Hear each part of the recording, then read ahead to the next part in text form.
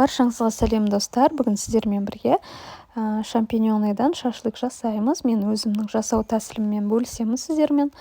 Ең алдымен жақсылап жуып аламыз. Одан кейін дәміне қарай тұзын, қара бұрыш және де майонез қосып, жақсылап араластырамыз.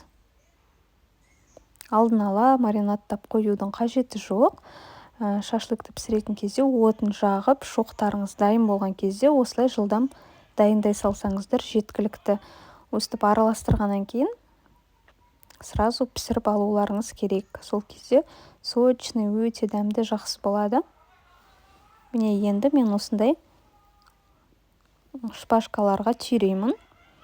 Егер сіздерде жіңішкесі болса, онда тіптен жақсы, өйткені осындай қалың болса, шампиньоныды екіге бөліп жібереді. Сол себепті егер сіздерде жіңішке болса, жіңішке осындай таяқшаға қадағандарыңыз дұрыс.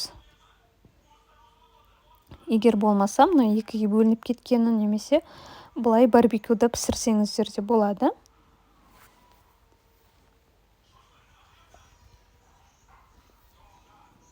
Міне барлығын осылай шаншып аламыз қадап. Біздің отымыз дайын тұр.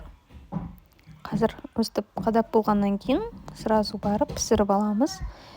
Шампиньоны және де өте тез піседі. Көп уақыттарыңыз талмайды, маринадтап қоюдың да қажеті жоқ. Міне бізде пісіп жатыр.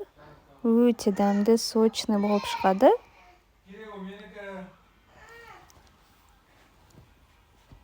Міне біздің шампиньоныларымыз дайын болды. Өте дәмді болып шығады. Міндетті түрде жасап көріңіздер. Менімен бірге болғандарыңызға рахмет.